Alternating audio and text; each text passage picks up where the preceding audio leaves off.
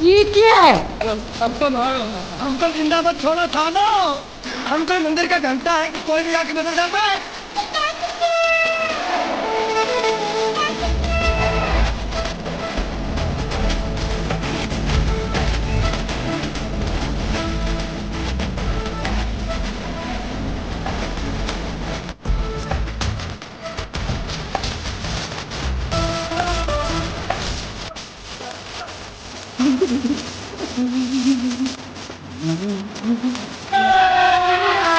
अभी मजा आएगा ना भिड़ो।